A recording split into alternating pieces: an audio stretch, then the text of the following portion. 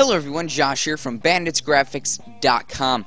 Essentially, this is what we will be making today, is this basic barbershop stripe style graphic, okay? And as you can see, there's these diagonal lines going up and down, as you can see. And this is very popular nowadays. You see this everywhere. And I just thought I'd teach you guys how to make this, okay? It's very simple, and I will show you right now. So, let's get started. I'm going to open up Photoshop here. And make sure to start a new file, or else you ain't going to get anything. So, I essentially made my canvas size 1920 by 1080.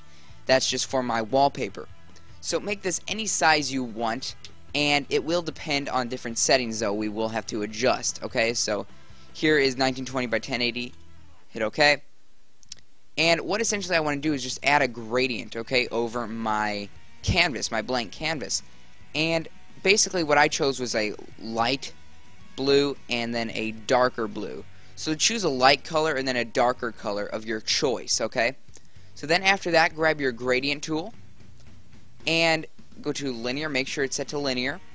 And I want to select at the top of the canvas, okay, or at the bottom of the canvas, and hold shift, okay, and drag up. And there we go, we have a nice gradient. And after I applied my gradient to my canvas, I just want to go to filter, distort, and wave, okay?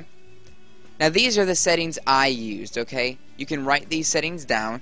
There's just a few things I want to point out to you guys, is make sure your type is set to square, okay? As you can see, the difference between these settings, square seems to be the best.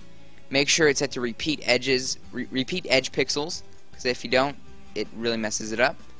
And make sure the horizontal is at 1 and the vertical is at 100. Okay? Now these settings totally are different on the size of your image, okay? So if you have a smaller image, you probably want to decrease the wavelength and the number of generators, and I'm sure amplitude as well.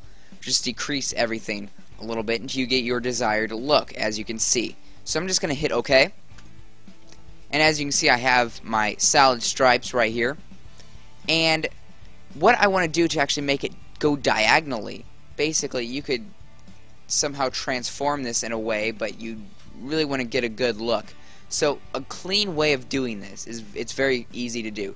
So I'm going to go to filter, distort once again, okay, and I'm going to go to shear, okay, select that, and as you can see, you get this box. Okay, here's how it would actually start out.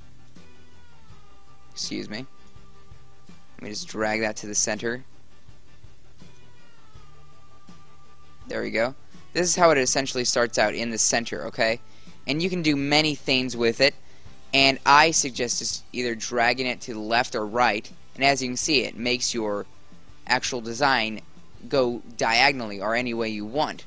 Okay, so if I like drag in the middle, click in the middle here, and drag out, it actually creates a curve in my design. So that's actually very nice. And to get rid of it, you just click and drag it off. Okay? And basically you can do that. You can drag this all the way over here to make it even more diagonal. I'm going to just drag it up to about here. That looks pretty cool. And I'm just going to hit OK. And as you can see, it created our diagonal lines, as you can see.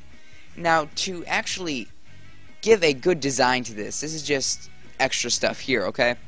To actually give it a style effect, you just don't want stripes. You want something to make it pop, essentially. So what I'm going to do is I'm just going to grab my gradient tool, and I'm going to select a preset. Let's see. I'm just going to select the black and white preset, okay? Select that. And I'm going to actually here create a new layer. Okay, now I have a new layer. And make sure my gradient tool is set to radial gradient right up here. Okay? And I'm going to click somewhere essentially in the middle. And I'm just going to drag out like this. Okay? Essentially like that. Okay? And actually here I want to reverse. I want to reverse this. And how I can do that, you just hit reverse. Okay, I want to reverse my gradient. So I'm going to select somewhere in the middle, drag out, and I want the dark to be on the outside, okay? And what I want to do is actually set this layer right here, my new layer, select this blending option, this blending drop down menu right here, and go to multiply. And as you can see, it creates a dark edge around my diagonal lines, as you can see. Now, as you can see, actually in my wallpaper here, I added some noise. As you can see, it kind of looks like either sparkles or snow somewhat. And to add that, I'll show you very quickly. Start a new layer, boom, and actually make your foreground white, and be sure to make your background black, okay? And before actually doing that, make sure you actually fill in your empty layer with black. So just hit Alt or Option backspace, and that will fill your layer. So to actually add the noise, go up to Filter, Noise, and Add Noise right here. And as you can see, it's going to be adding some noise. Make sure it's at the Gaussian, monochromatic, and the amount 16 depending on your image. So I'm going to hit OK.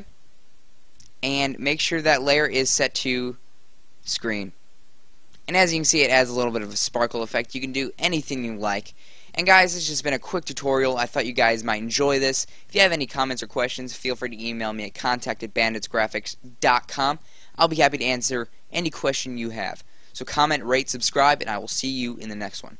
Goodbye.